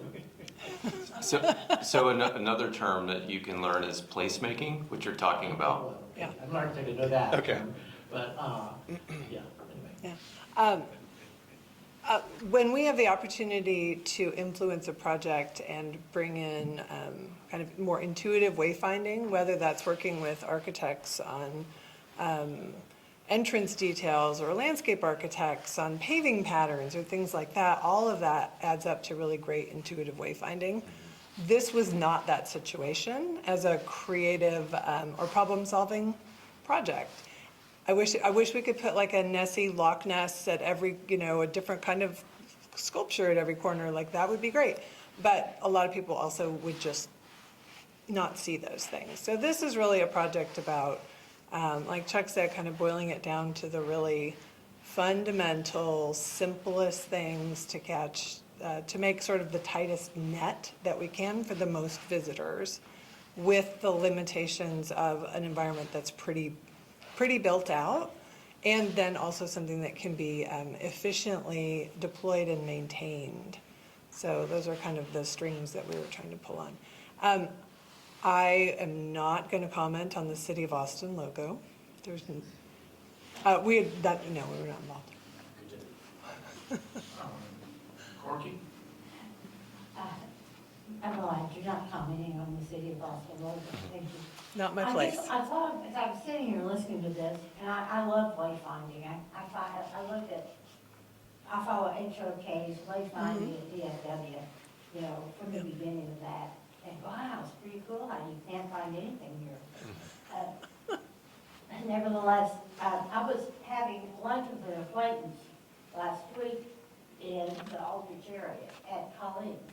And this is a woman whose name you would all know in Austin. She's not an elected official, but very out and about. The community knows everything.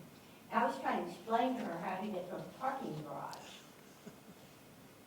And you can't really explain to people how to get to the parking garage. And she said, oh, wait a minute.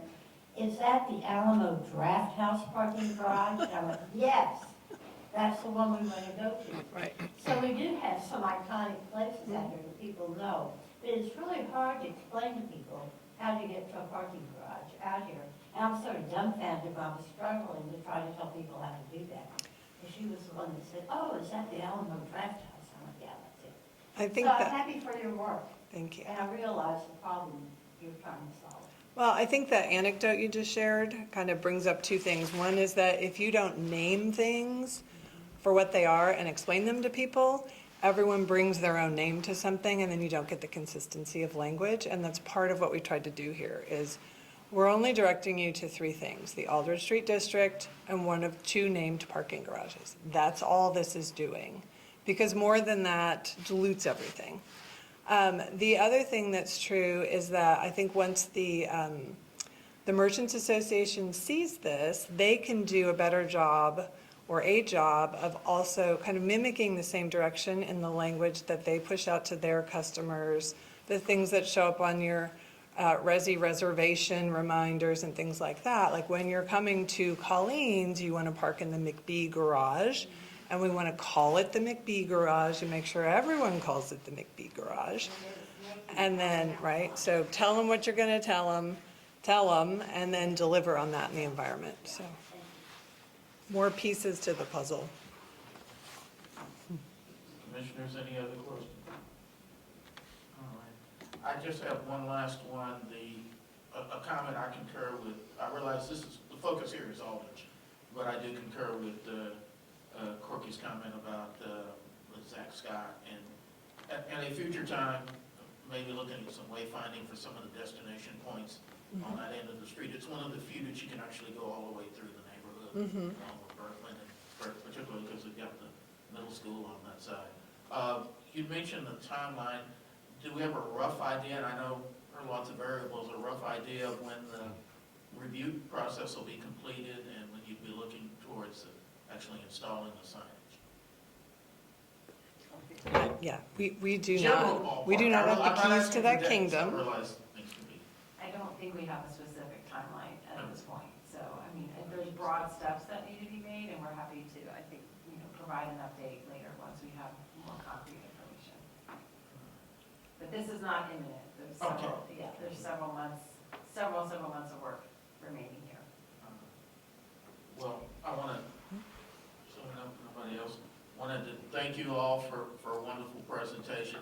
I think you could tell there's a lot of interest in this topic, and particularly for those of us that have visitors and they come in from outside the neighborhood, it's anything we can do to help get people into the garages, so, and also so they can quit.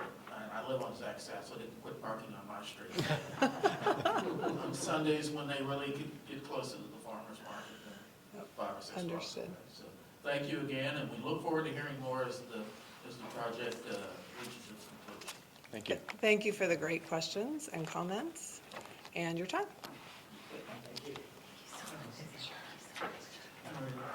Folks, the last item on our agenda, and the good news is we don't have to make a decision tonight. I wanted to kind of broach the topic and something for you to think about between now and next month. I believe at our October meeting, we'll need to make a decision on our meeting dates for 2026. And I noted that I looked at our meeting schedule for the past 5 years or so. I threw out 2020 because that was the pandemic year and that was a fluke. But I've noticed that almost every year, we've had to cancel either a January meeting or a February meeting. There have been a few others for other reasons, particularly when we have turnover following the city election. But I did note that, and I just wanted to throw out the idea for something you can think about, and when we come back next month, maybe we can decide, do we want to consider dropping either the January or February meetings? Mind you, we could always reserve this room for the regular 10 meetings that we normally meet, but just wanted to throw out the idea of dropping one of them in case, like I said, something always seems to not happen in January for various reasons in one of those 2 months, and it seems like we're consistently missing, not having a meeting. So, something to think about. If you had comments now, but if not, like I said, we can discuss it more fully at next month's meeting.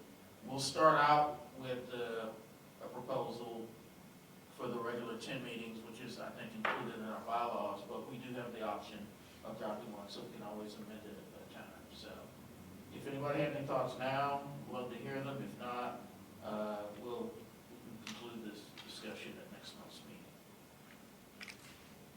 And I see nobody has any comments now, so think about that. Like I said, we'll be going into what I assume will be our last full year of meetings, and because who knows what, I can't predict the future or what the interest rates will be, but no way to predict what will happen in 2027.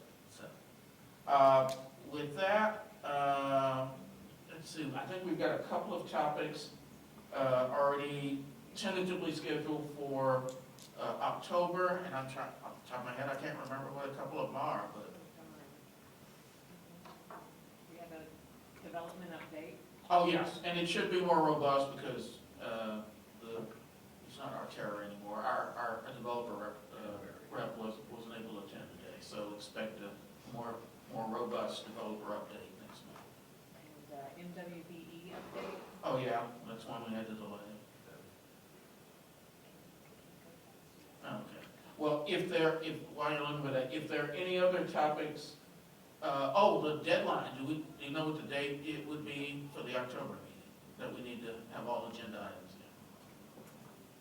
in? It looks like it would be October 1st would be our request. That's the drop dead date. So as a reminder of that, earlier if you can, but that's the absolute date that we need to have all agenda items in. So, with that concluded, oh yes, is there something else? I just had verbals. Hmm? So, I just had verbal future agenda items Oh, okay. to discuss. Okay. And what, I mean, we've done them before, but the 51st Street project in the UT homeland, I think we need to, whatever threats we could incorporate. I'm sorry, but if they're violating an agreement or a schedule that's in an agreement, it needs to be stated that they're violating the agreement on the 51st, on the UT land. And on 51st, if city departments are coming to make presentations, I'm ready to talk to my council person. Okay, I will just say City that, departments making I will say presentations. that on 51st Street, that is that's on our topic of potential agenda items, and it's a matter of, November. November, thank you. So it is, it's just been a question of getting the right person that actually had the information to make that presentation's been out for a little while, and that'll be included. And the November meeting should be pretty busy, because I think isn't that the month we have the affordable housing update as well, so. Yes. And I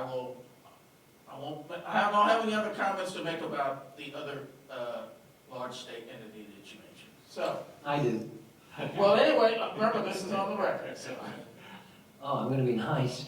I sent an email to the, I'm sorry, excuse me, Commissioner Levy, I don't mean to interrupt, but this, by our rules and procedures from the clerk's office, we can't have open discussion right now. We can just, if you have an agenda item, like just, like put forward, like Commissioner Clemens did, topics for a discussion, but we can't discuss them during this time.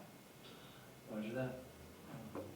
All righty, well, that concludes that section of the meeting. Well, I heard something today that I just want to bring up, because I've just heard it, and I'm So it's concerned future about agenda item? Well, yeah, we might need to talk about, it's also a POA item, but increased sales of ownership units to investors or corporations, I've heard are going up. And just apocryphally, 2 units in an 8-unit stretch of Browning have been sold to corporations. Well, I mean, that's 25% of that block, so I think we need to maybe at least think about, is it happening? Because you hear about it happening across the country and across Austin, corporations buying up housing. Okay, well, that sounds like something we need more information on, so. Yeah. All righty. Is there a motion to adjourn the meeting? So moved. Is there a second? Any objections? Meeting adjourned, a good busy meeting. Used up our full time. Well, that is the end. If you watched this far, then congratulations for sticking with us. Please consider attending the next meeting and making comments so the commissioners know what you are thinking about and how the Mueller experiment is doing. Remember to subscribe and click the like button below so we can keep bringing you content that helps keep you involved in the neighborhood.